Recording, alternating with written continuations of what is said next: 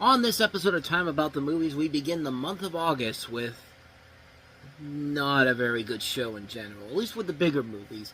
We have a classic Arnold Schwarzenegger film from the 90s getting a reboot for the 2010s, and boy, did it suffer big time. We're going to talk about the infamously bad remake of Total Recall.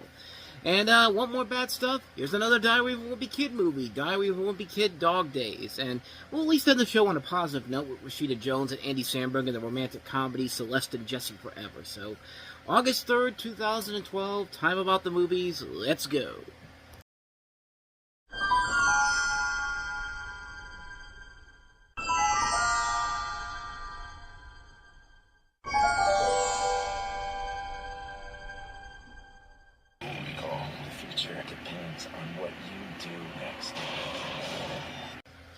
I believe this movie should be called Total Recall, a film by Len Wiseman that also features his wife, Kate Beckinsale. Have we mentioned that Kate Beckinsale is married to Len Wiseman? If you haven't figured it out yet, don't trust me. When you watch this movie, you're going to know that she's married to the director because she is all over this effing movie, and not in a good way. Welcome to Time About the Movies, everybody. Today we are taking a look at the three films that make up August 3rd. How about that? August 3rd, 2012.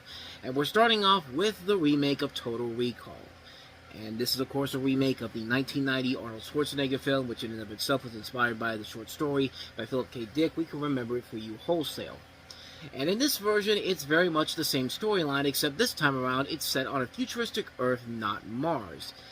But it essentially has the same kind of premise overall, except this time, the land has been, chemical warfare has basically devastated the Earth. The only habitable land left is two areas, the United Federation of Britain and the colony spanning all of Australia. So in other words, America is pretty much fucking gone at this point, which, considering where we are in the political world right now, that's probably a possibility in the future.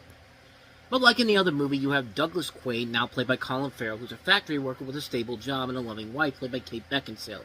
But upon learning that there's a company called Recall that can grant him the memories of the ultimate espionage adventure, he decides to take a virtual vacation. But in the midst of having new memories implanted, something goes haywire. He's branded as a spy, the authorities close in, and he's quickly fleeing for his life. Later, Quaid discovers that his life and memories were implanted, and he joins forces with a rebel soldier, played by Jessica Biel, on a mission to track down Matthias, played by Bill Nighy, the head of a resistance movement that's been labeled as a terrorist organization by the tyrannical Chancellor Cohagen, played by Bryan Cranston.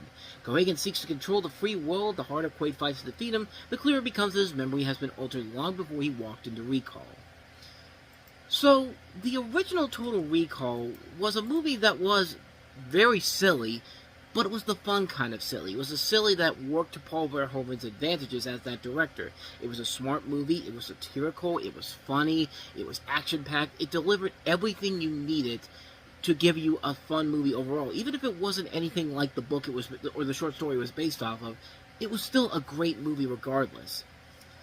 So it makes perfect sense for a studio like Sony to take a look at Total Recall and say, you know what we need to do? Let's get the director of Underworld to completely destroy everything that made the original movie a great film, and let's put more emphasis on the wife of Colin Farrell because the director is banging her. That really is one of the biggest problems of this movie. It's the fact that one of the main characters in this is Kate Beckinsale as kind of another villain here, because now we have three villains in this movie now. We have Cohagen, we have Matthias, and now we have Colin Farrell's wife in here. Because I mean, literally, they take the Resident Evil approach with this, because Paul W.S. Anderson's banging Mila Jovovich, so that means we gotta put her at the main focus of the movie. Here she goes again. Here he goes. Len Wiseman goes with this film. But here's the thing, though. With Resident Evil, it makes sense, because Alice is the main character of that storyline. Hell, Len Wiseman did with the Underworld movies. Again, it makes sense, because she's the main character of that movie. You're taking a character that was a supporting character, but a big supporting character that was killed halfway through the movie. And they decided to upgrade it because, again, Beckinsale's banging the director. And it's just like, there's no reason for her to have a longer storyline in this than she does here. I mean, this character becomes so obnoxious, so annoying every time she comes on screen. Like, it's one of the things that made me just... it frustrates me every time I see it because she adds nothing to the new additions to the storyline here. This movie adds way too much stuff in here to pad out this runtime so much longer. The critical scene in the original Total Recall is there's a point in the movie where, Arnold Schwarzenegger is being told by one of the guys who runs Recall that, you're living in you're back at Recall. This isn't really happening right now. He's about to take this red pill, and he thinks that he's making coherent arguments for him to do this. But then he realizes and looks very closely and sees that this is part of a fake thing, and basically just shoots his wife and all that. Like, that's a scene that takes about 5-10 minutes. The scene in this movie is twice that long, and it's nothing but people just arguing about, it's his best friend Bokeem Woodbine basically telling him, you're back at Recall, man. And it's just like it keeps going on and on and on and on. It's just like this thing goes on for nearly 20 minutes. 20 minutes of this movie is wasted on this fucking scene. It's just kind of like you've taken the most pivotal point of the first movie and have completely ruined it by just stretching it out for no reason whatsoever. Again, this is a scene that could easily be wrapped up in 5 to 10 minutes like the original film, but no, you want to add your own layer to it. You want to be cool with the kids, but guess what? It didn't fucking work. The original movie had this nice, glossy, grotesque feel to it that felt like its own world. Like, it didn't feel like the same world that came from Philip K. Dick's other more successful sci-fi film at that time, Blade Runner. But in this movie, this remake here, it's bleak, it's dark, it's ugly looking. This is a really lazy movie that fails on every single level. The action sequences aren't fun. The characters aren't well written. The direction is terrible. The writing is terrible. The elements they add to make this their own thing are fucking awful. This is a terrible, terrible movie. This is one of the worst remakes ever. I mean, it's not even bad for the fact that it's a PG-13 remake. I mean, that was going to kill it right from the get-go. And apparently they didn't learn their lesson, because the next movie from Paul Verhoeven that was an R-rated classic that got a PG-13 remake was the god-awful RoboCop remake, which we'll get to in 2014. But this is absolutely awful. This is one of the worst things I've ever seen in my life. It's a terrible movie. It fails on every single level. It's the prime example of taking a classic movie and giving it a pointless remake that nobody in the world was asking for at all. This movie sucks. This movie sucks the life out of you. It's a mess. I think you got the point. Total Recall is fucking awful. Absolutely a disgraceful film, so... we ain't getting any better with the next movie either. Let's talk about Diary of a Wimpy Kid, Dog Days. Diary of a Wimpy Kid, Dog Days. I'll give you this. It was better than the last. It was certainly better than the first movie. At least these movies do get somewhat better as they go along here. I mean, the last one we looked at, the Roderick Rules one, I mean, it wasn't the worst ever, but it certainly was a lot better than the god-awful first movie. And this one might be the best one of the bunch, but even then I would say it's not worth it in my personal taste. But summer vacation has started, and Greg has his own ways of enjoying it with video games. However, his father wants him to go outside and stop playing video games. And his mother has her own plans, including a reading club. In addition, Greg can't get along with his father. The only thing they have in common is their hatred for the little cutie comics. Things only get worse after the stay at the beachside cabin goes totally wrong.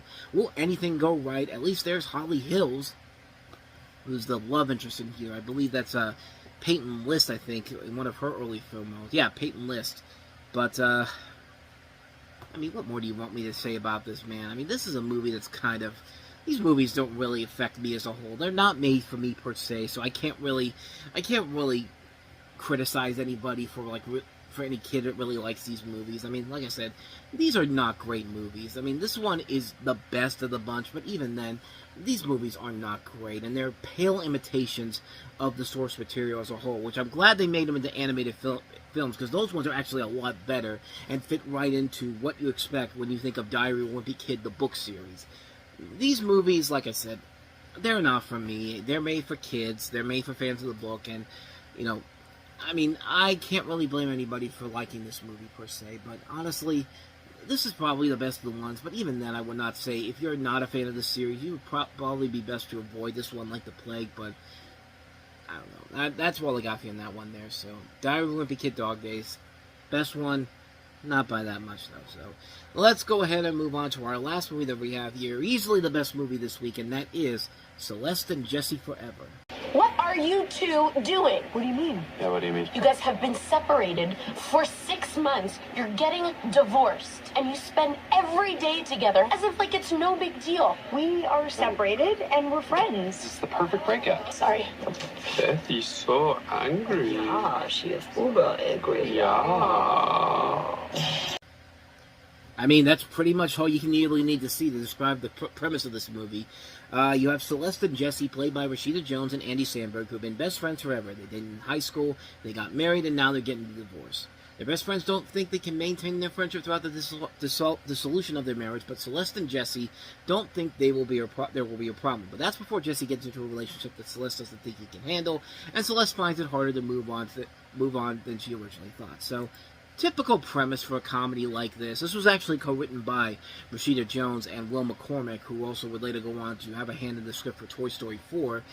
And, yeah, there's nothing groundbreaking about it per se. There's nothing that amazing about it, but it works because everybody in here really is giving it their all here. Everybody's giving a good performance in here. You do buy that Rashida Jones and Andy Samberg could really be together in a relationship like this. You know, you got good performances by Elijah Wood, Emma Roberts. You see a really good performance there from Ari Grainer, Chris Messina, Eric Christian Olsen, Chris D'Elia. So there is a lot of good talent all across the board in this movie. And I think there is a lot there to really appreciate about the film itself. Even as though it's very formulaic as a whole, even though it's a film we've kind of seen done to death before so many times, and certainly pales in comparison to other indie romantic comedies, it's a fun little movie for what it is. I think it works mostly because everybody's playing their parts to a T. There are good funny moments in there, some good emotional moments, good moments with the chemistry between the two leads. It's a really good movie. It's one I highly recommend checking out. Celeste and Jesse Forever. Definitely worth a watch. And thus, with all that said, we wrap up another episode of Time About the Movies. Next time we meet, we take a look at another 5 movies. We have, and boy, Total Recall was bad, but the big new release for the next week is not any better. Jeremy Renner, fresh off of his success with The Avengers, takes over the role of Jason Bourne in The Bourne Legacy, a movie that you would think would work because the other Bourne movies were so great. And then, yeah, you see the movie, and then you realize, yeah, this ain't working out very well. So we'll take a look at that. We'll take a look at the political comedy from director Todd Phillips. Actually, no, this is Jay Roach. I beg your pardon. I'm getting all the names wrong here. Will Ferrell and Zach Galifianakis starring in the political comedy The Campaign. We also have Meryl Streep, Tommy Lee Jones, and Steve Carell starring in the romantic comedy Hope Springs. Nitro Circus comes to the big screen with Nitro Circus the movie, trying to get on the Jackass route. And we have Spike Lee's sort of sequel to Do the Right Thing. It's him playing the same character of Mookie. Red Hook Summer. Is it as good as that? Is it as good as Do the Right Thing? I'll tell you right now, no. But is it bad? We'll touch on that tomorrow and find out for ourselves. But we'll take a look at those 5 films tomorrow. So with all that said, thank you so much for watching this. I hope you enjoyed it. If you did, please go ahead and do me the honors of hitting that like button, that subscribe button, and that notification button. Also, don't forget to check out our playlist, and don't forget to check out the last episode we did. So with all that said, I'm off. Whether it's in the past, the present, or the future, I will see you at the movies. Take care.